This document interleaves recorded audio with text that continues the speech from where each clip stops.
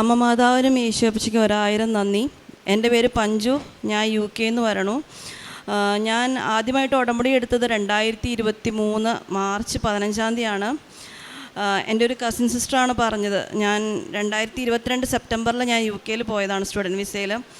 അപ്പം പഠിക്കാനൊക്കെ ഒത്തിരി ബുദ്ധിമുട്ടായിരുന്നു. അപ്പം എൻ്റെ ചേച്ചി പറഞ്ഞു, എടി ഇങ്ങനെ ഒരു കൃപാസനം എന്ന് പറഞ്ഞൊരു സ്ഥലമുണ്ട്, അവിടെ നിനക്ക് പോകാനിപ്പോൾ പറ്റിയില്ലെങ്കിലും നീ ഒന്ന് ലൈറ്റ് ക്യാൻഡിൽ പ്രയർ റിക്വസ്റ്റൊക്കെ ഇടാം, നീ ഒന്ന് പ്രാർത്ഥിക്കുമെന്ന് പറഞ്ഞു. ആദ്യത്തെ എക്സാമിന് മുന്നേ ഞാൻ പ്രാർത്ഥിക്കുന്നുണ്ടായി, ലൈറ്റ് ക്യാൻഡിൽ റിക്വസ്റ്റ് ഇട്ടുണ്ടായില്ല. പക്ഷേ പ്രാർത്ഥിച്ചു, 5:30 എണീറ്റ് പ്രാർത്ഥിക്കുക ചെയ്യുമായിരുന്നു. ആദ്യത്തെ എക്സാമിന് പാസ്സായി. അത് കഴിഞ്ഞിട്ട് മാർച്ചിൽ 2023 മാർച്ചിൽ ഞാൻ നാട്ടിൽ എനിക്കൊരു ആവശ്യത്തിന് വരേണ്ടി വന്നു. അന്നേരം ഞാൻ ഇവിടെ വന്ന് ഉടമ്പടി എടുത്തു. അന്നേരമാണ് മാർച്ച് 15 ഉടമ്പടി എടുത്തത്. അപ്പോൾ ആ വരുന്ന സമയത്ത് മോന് ഭയങ്കര ചുമയും കാര്യങ്ങളായിരുന്നു. കാരണം അവിടെ ഞങ്ങൾ UK ചെന്നിട്ടേ ഉണ്ടായിരുന്നു. ക്ലൈമറ്റ് ഭയങ്കര തണുപ്പാണ്. പെട്ടെന്ന് ഇങ്ങോട്ട് ചൂടായപ്പോൾ ഭയങ്കര ചുമ എന്ന് പറഞ്ഞാൽ കൊച്ചിന് ഉറങ്ങാൻ പറ്റാത്ത അത്രയും ചുമയായിരുന്നു. അപ്പോൾ ആ സമയത്ത് മമ്മി ഉടമ്പടി എടുത്തിട്ടുണ്ടായി. അപ്പം ഞാനിവിടെ ഉടമ്പടി എടുക്കുന്നതിൻ്റെ തലേന്ന് ഇവൻ രാത്രി ഉറങ്ങാൻ പറ്റാതെ ചുമച്ച് കിടക്കുമ്പോൾ ഞാൻ മമ്മി ഉടമ്പടി തൈലം ഒന്ന് അവന് തേച്ച് കൊടുക്കുമെന്ന് പറഞ്ഞു. മമ്മി ഉടമ്പടി തൈലം തേച്ച് ഒരു 2 മിനിറ്റ് കഴിഞ്ഞുള്ളൂ. അപ്പോഴത്തേക്കും കൊച്ചിനങ്ങ് ചുമ കൂടി പെട്ടെന്ന് കൊച്ചു ചെന്ന് ബാത്റൂമിൽ ചെന്ന് ഒരു വലിയ 2 കട്ട കഫം അങ്ങ് ചുമച്ചങ്ങ് തുപ്പിക്കളഞ്ഞു.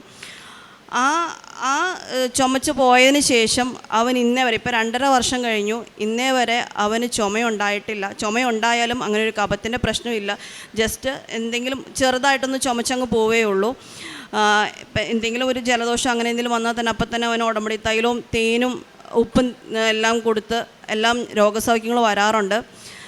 പിന്നെ ഉള്ളതെന്ന് ഞാൻ ആ സമയത്ത് നാട്ടിൽ വന്ന സമയത്ത് UK സ്കൂളിലെ റൂൾ എങ്ങനെയാണെന്ന് വെച്ചാൽ 5 ദിവസത്തിന് മേളിൽ കൊച്ചി ലീവായി കഴിഞ്ഞാൽ അത് അൺഓതറൈസ്ഡ് ലീവാവും. അപ്പം നമുക്കത് ഫൈൻ അടയ്ക്കണം. ഒരു പേരൻറ്റ് 60 പൗണ്ട് വെച്ച്, അതായത് നമുക്കൊരു 160 പൗണ്ട് നമ്മൾ അടയ്ക്കേണ്ട വരുമായിരുന്നു. അപ്പം ആ സമയത്ത് നാട്ടിൽ വന്നപ്പോൾ ഇവനൊരു 33 ദിവസത്തെ ലീവായിരുന്നു. അപ്പം ആ സമയത്ത് എനിക്ക് ജോലിയില്ല, ഹസ്ബൻഡിനൊരു ടെമ്പററി ജോലിയാണ് ഉണ്ടായിരുന്നത്, പൈസയ്ക്ക് ബുദ്ധിമുട്ടുണ്ട്. അപ്പം ആ സമയത്ത് ഒത്തിരി പ്രാർത്ഥിക്കായിരുന്നു, മാതാവേ ഫൈനൊന്ന് നമുക്കില്ലാണ്ടാവുകയാണെങ്കിൽ നമുക്ക് ഒത്തിരി സഹായമാവും. കാരണം 15,000 രൂപയോളം നാട്ടിലെ പൈസയാവും. അപ്പം രാവിലെ സ്കൂളിൽ നിന്ന് വിളിച്ചു പറഞ്ഞു, നിങ്ങൾ പൈസ അടയ്ക്കണം, കാരണം കൊച്ചിന് ഓൾറെഡി 5 വയസ്സായി, നിങ്ങൾ ഫൈൻ അടയ്ക്കണം. അപ്പോൾ കൗൺസിലിൽ നിന്ന് ലെറ്റർ വരുമ്പോൾ നിങ്ങൾ ഫൈൻ അടയ്ക്കണം. അത് 1 മാസത്തിന് മേളിലായി കഴിഞ്ഞാൽ അത് ഇരട്ടിയാവും, അത് 360 പൗണ്ടാവും, 35,000 രൂപയോളം ആവുമെന്ന് പറഞ്ഞു. ആ ഫോൺ വെച്ച് ഞാൻ പ്രാർത്ഥിച്ചു, മാതാവേ അതൊന്ന് മാറ്റി തരണേന്ന് പ്രാർത്ഥിച്ചു. ഒരു 2 മണിക്കൂർ കഴിഞ്ഞില്ല, സ്കൂളിൽ നിന്ന് തിരിച്ച് വിളിച്ചേക്കുവാണ്, കൊച്ചിനിപ്പോൾ ജസ്റ്റ് 5 വയസ്സ്, ഇപ്പോൾ 2 ദിവസമല്ലേ ആയിട്ടുള്ളൂ, നിങ്ങൾ ആ ഫൈൻ അടയ്ക്കണ്ട, ഞങ്ങൾ ക്യാൻസൽ ചെയ്ത് തരുമോയെന്ന് പറഞ്ഞു. അത് മാതാവിൻ്റെ വലിയൊരു അനുഗ്രഹമായിരുന്നു ആ സമയത്ത്. അത് കഴിഞ്ഞ് പിന്നെ ഞാൻ ജോലിക്ക് കുറേ ശ്രമിച്ചു, ജോലിയൊന്നും ആവുന്നില്ല. അപ്പം 2024 ഞാൻ ലൈറ്റ് ക്യാൻഡിൽ പ്രയർ റിക്വസ്റ്റ് ഇട്ടു. എനിക്ക് ഏപ്രിൽ 30 മുന്നേ, 2024 ഏപ്രിൽ 30 മുന്നേ എനിക്കൊരു ജോലി റെഡിയാക്കി തരണമെന്ന് പറഞ്ഞ് ഞാൻ ലൈറ്റ് ക്യാൻഡിൽ പ്രയർ റിക്വസ്റ്റ് ഇട്ടു. പ്രാർത്ഥിച്ചു, ഒത്തിരി പ്രാർത്ഥിച്ചു. ആ സമയത്ത് ആമസോണിൽ ജോലിക്ക് വിളിച്ചു തുടങ്ങി. ഞാൻ അപ്ലൈ ചെയ്യാൻ നോക്കുന്നു, പക്ഷേ എനിക്ക് ഷിഫ്റ്റ് കിട്ടുന്നില്ല. പക്ഷേ ദൈവത്തിൻ്റെ അനുഗ്രഹം, മാതാവിൻ്റെ കൃപയെന്ന് മാത്രം എനിക്ക് ആ ഏപ്രിൽ 30 ഞാൻ ആ ഡേറ്റ് ഇട്ട ദിവസം തന്നെ എനിക്ക് ഷിഫ്റ്റ് കിട്ടി. അങ്ങനെ ഞാൻ 2024 മെയ്യിൽ ഞാൻ അവിടെ ജോയിൻ ചെയ്തു. അപ്പം അതൊരു കോൺട്രാക്റ്റ് ബേസിലാണ്. അപ്പോൾ ആദ്യത്തെ കോൺട്രാക്റ്റ് ജൂലൈ വരെ ആയിരുന്നു. ആ ജൂലൈയിൽ കോൺട്രാക്റ്റ് കഴിഞ്ഞപ്പം അവരെനിക്ക് ജനുവരി വരെ ആക്കി. ആ ജനുവരി അങ്ങനെ കോൺട്രാക്റ്റ് അവർ എക്സ്റ്റെൻഡ് ചെയ്ത് 2024 മെയ് 3 വരെ എനിക്ക് എക്സ്റ്റെൻഡ് ചെയ്ത് കിട്ടി. അപ്പം അവിടെ എങ്ങനെയാണെന്ന് വെച്ചാൽ നമുക്ക് കോൺട്രാക്റ്റ് തീരുന്നതിന് 1 ആഴ്ച മുന്നേ നമ്മളുടെ അടുത്ത് പറയും, നിങ്ങളുടെ കോൺട്രാക്റ്റ് തീരുവാണോ അത് എക്സ്റ്റെൻഡ് ചെയ്യുകയാണോ എന്ന്. അപ്പം മെയ് 3 അതിന് മുന്നേ അവരെന്നെ വിളിച്ചിട്ട് പറഞ്ഞു, നിൻ്റെ കോൺട്രാക്റ്റ് തീരുവാണ്, മെയ് 3 കോൺട്രാക്റ്റ് തീരുവാണ്, നിനക്ക് ഞാൻ ഈ ലെറ്റർ തരുവാണ്, കോൺട്രാക്റ്റ് തീർന്നോ ലെറ്റർ തരുവാന്ന് പറഞ്ഞ് ഞാൻ സൈൻ ചെയ്ത് ഞാൻ മാനേജറുടെ അടുത്ത് പുറത്തിറങ്ങി. പിറ്റേ ദിവസം ടീം ലീഡ് എൻ്റെ അടുത്ത് വന്നിട്ട് പറഞ്ഞു, നിന്നെ മാനേജർ അന്വേഷിക്കേണ്ടെന്ന് പറഞ്ഞു. ഓക്കെ, ഞാൻ എന്നിട്ട് മാനേജറെ വൈകുന്നേരം ഞാൻ പോയി കണ്ടു. മാനേജർ എൻ്റെ അടുത്ത് പറയുകയാണ്, നിൻ്റെ ഇവിടുത്തെ കോൺട്രാക്റ്റ് ഞങ്ങൾ തീർത്തു, പക്ഷേ നിനക്കൊരു ഓപ്പർച്യൂണിറ്റി തരുവാണ്, നിനക്ക് വേറൊരു ആമസോണിൻ്റെ ഒരു സ്ഥലത്തേക്ക് ഞാൻ ട്രാൻസ്ഫർ തരുവാണ്, നിനക്ക് ഓക്കെ ആണെന്ന് ചോദിച്ചു. ഞാൻ പറഞ്ഞു ഓക്കെ, കാരണം നമുക്കൊരു ജോലി ഇല്ലാതെ നമ്മളവിടെ നിൽക്കുക എന്ന് പറയുന്നത് നമുക്ക് ഭയങ്കര ബുദ്ധിമുട്ടുള്ള കാര്യമാണ്. നമുക്ക് സർവൈവ് ചെയ്യാൻ ഭയങ്കര പാടാണ്. അപ്പം അവരെനിക്ക് കോൺട്രാക്റ്റ് എക്സ്റ്റെൻഡ് ചെയ്ത് തന്നു. ജൂലൈ 26-ാം തീയതി എക്സ്റ്റെൻഡ് ചെയ്ത് തന്നു.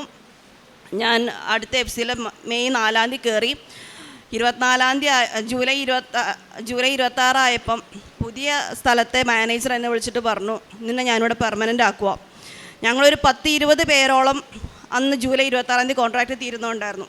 ഞങ്ങളൊരു 5 പേര്, അതിനകത്ത് ഗേൾസ് ഉണ്ടായിരുന്ന എല്ലാവരെയും അവർ കോൺട്രാക്റ്റ് ക്യാൻസൽ ചെയ്തു. ഗേൾസിൽ എനിക്ക് മാത്രം അവിടെ കോൺട്രാക്റ്റ് കിട്ടി. അപ്പോൾ ഈ കോൺട്രാക്റ്റിന് മുന്നേ നമുക്ക് ശരിക്കും വേറെ ഡിപ്പാർട്ട്മെൻറ്റിലേക്ക് നമുക്ക് ട്രെയിനിങ് ഒക്കെ കിട്ടും. അപ്പം ആ ട്രെയിനിങ് കിട്ടണമെങ്കിൽ നമ്മൾ മാനേജറിൻ്റെ അടുത്ത് ടീം ലീഡറിൻ്റെ അടുത്തും പറയണം.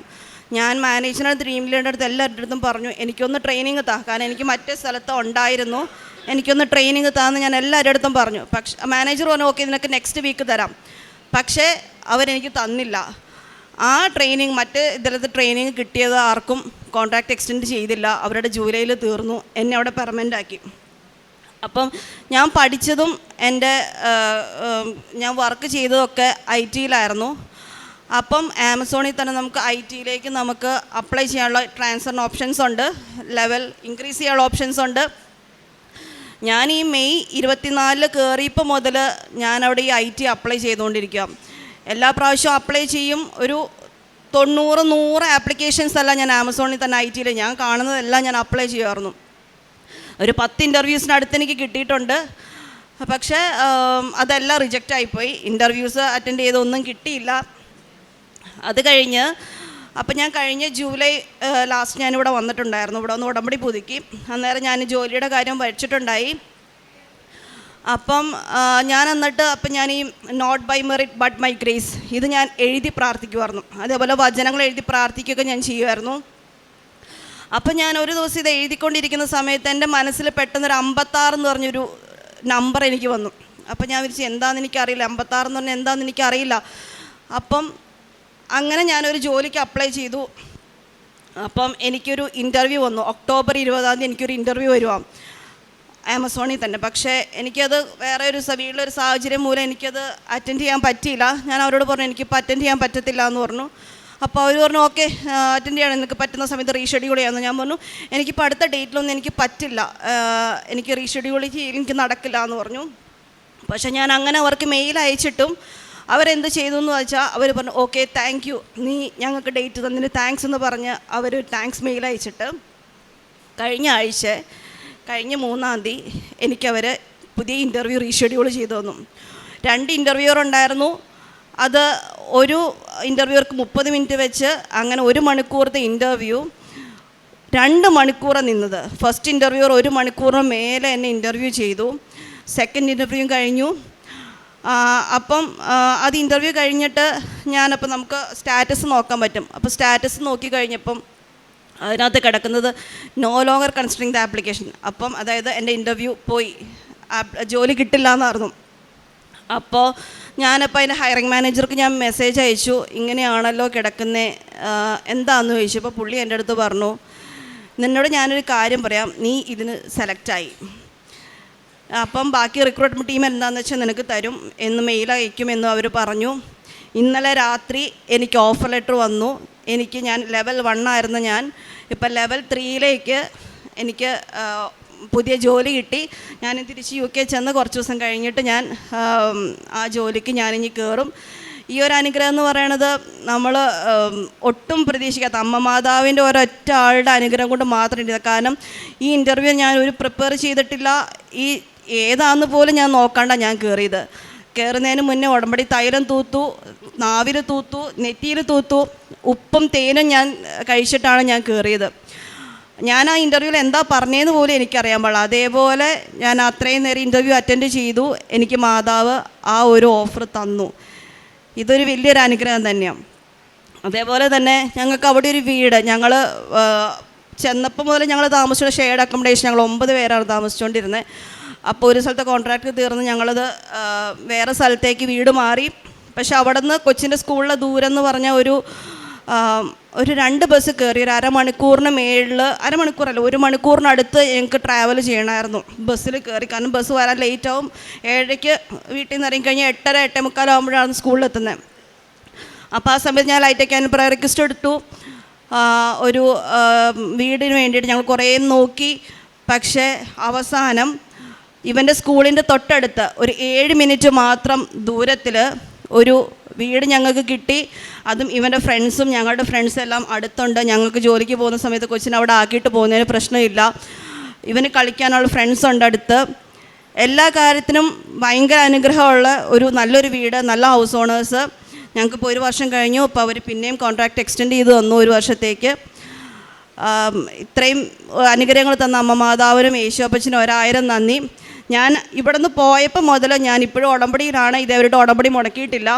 എനിക്ക് എൻ്റെ മെയിൽ ഐ ഡിയിൽ എനിക്ക് ചെയ്യാൻ പറ്റുന്നില്ലെങ്കിലും ഞാൻ വേറെ മെയിൽ ഐ ഡി ക്രിയേറ്റ് ചെയ്ത് ഞാൻ ഉടമ്പടി എടുത്തുകൊണ്ടിരിക്കുന്നതാണ്. ഇനിയും ഞാൻ ഉടമ്പടിയിൽ തന്നെ മുന്നോട്ട് പോകുമെന്ന് ഞാൻ മാതാവിനോട് ഉറപ്പ് നൽകുന്നു. പിന്നെ പ്രേക്ഷിത പ്രവർത്തനങ്ങൾ എന്ന് പറഞ്ഞാൽ ഞാനിവിടുന്ന് പത്രം മേടിച്ചുകൊണ്ട് പോയി ഇവിടെ എല്ലാവർക്കും കൊടുത്തു, അതേപോലെ UK യിലും കൊടുത്തു. ഇപ്പോൾ കഴിഞ്ഞ പ്രാവശ്യം ഇവിടുന്ന് പുതുക്കി പോയപ്പം ഞാൻ കാശ് രൂപ മേടിച്ചിട്ട് പോയി. എന്നിട്ട് ഓരോ പത്രം കൊടുക്കുമ്പോഴും കാശ് രൂപകളെ കൂടിയിട്ടാണ് എല്ലാവരോടും പറയാറ്.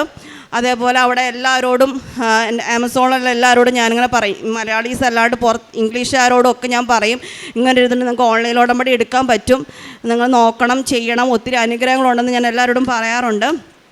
അതേപോലെ ഇവിടുത്തെ ഉടമ്പടി സാക്ഷ്യങ്ങളും ധ്യാനമൊക്കെ ഞാൻ സ്റ്റാറ്റസ് ഇട്ട് എല്ലാവരോടും ഞാൻ ഷെയർ ചെയ്യാറുണ്ട്. പിന്നെ കാരുണ്യപ്രവർത്തികളായിട്ട് ഞാൻ ഇവിടുന്ന് ആദ്യം ഉടമ്പടി എടുത്ത് പോയ ആ സമയം മുതൽ അവിടെ വീടിൻ്റെ അടുത്തൊരു അനാഥ മന്ദിരം, വൃദ്ധസദനമുണ്ട്. അവിടെ ഞാൻ എല്ലാ മാസവും ഞാൻ ഫുഡിനുള്ള പൈസ കൊടുക്കും. അത് ഇന്നേ വരെ ഞാൻ മുടക്കിയിട്ടില്ല. ഞാൻ ഒരു ദിവസത്തെ ഫുഡിനുള്ള പൈസ കൊടുക്കുന്നുണ്ട്.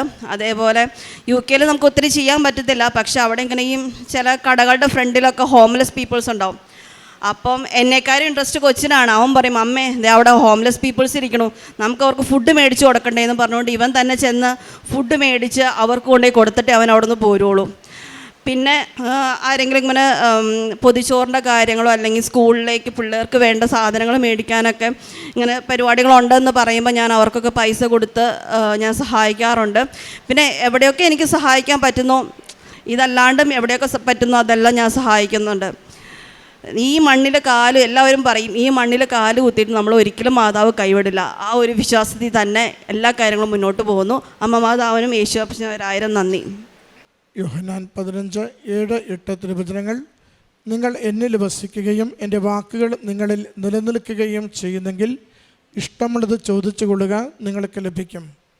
നിങ്ങൾ ധാരാളം ഫലം പുറപ്പെടുവിക്കുകയും അങ്ങനെ എൻ്റെ ശിഷ്യന്മാരായിരിക്കുകയും ചെയ്യുന്നത് വഴി പിതാവ് മഹത്വപ്പെടുന്നു. പഞ്ചു പോൾ എന്ന ഈ സഹോദരി തൻ്റെ മരിയൻ ഉടമ്പടി ജീവിതത്തിൽ ലഭിച്ച ദൈവാനുഭവങ്ങളെ സന്തോഷത്തോടെ അമ്മയുടെ തിരുനടയിൽ സാക്ഷ്യപ്പെടുത്തുകയാണ്. ഓരോ ഉടമ്പടി ജീവിതവും പിതാവായ ദൈവത്തെ മഹത്വപ്പെടുത്തുന്ന, പുത്രനായ ദൈവത്തിന് ജീവിതം സമർപ്പിക്കുന്ന, പരിശുദ്ധാത്മ ദൈവത്തിൻ്റെ പ്രവർത്തനങ്ങൾക്ക് ജീവിതത്തെ വിട്ടുകൊടുക്കുന്ന വലിയൊരു ദൈവിക പദ്ധതിയാണ്.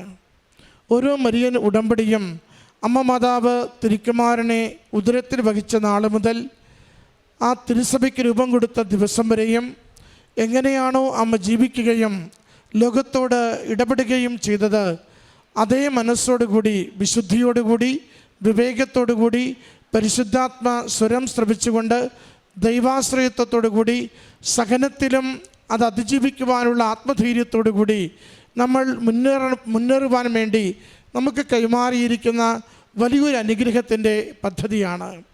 അതുകൊണ്ട് ഉടമ്പടി ജീവിതം ഓരോ നിമിഷവും നമ്മൾ ജീവിക്കുന്നുണ്ട്.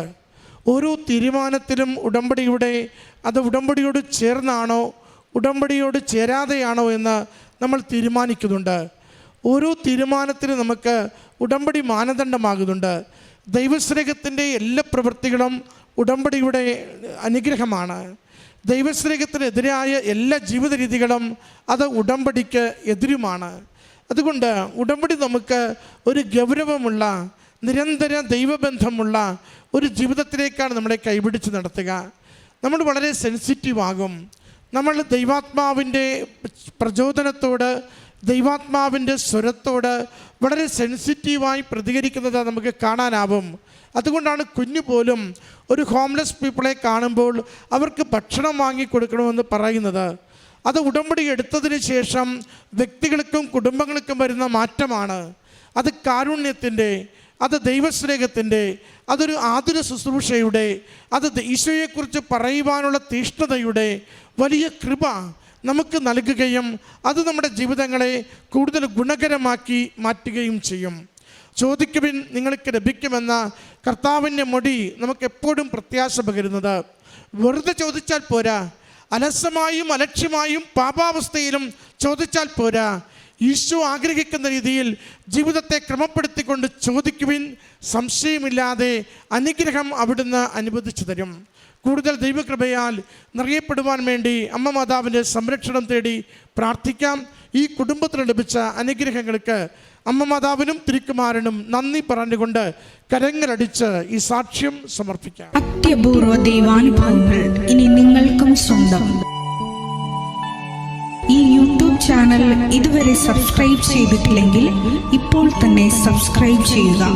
ഈ വീഡിയോ ഇപ്പോൾ തന്നെ നിങ്ങളുടെ സുഹൃത്തുക്കൾക്ക് ഷെയർ ചെയ്തുകൊണ്ട് കർത്താവിൻ്റെ പ്രേക്ഷിതരാകുക.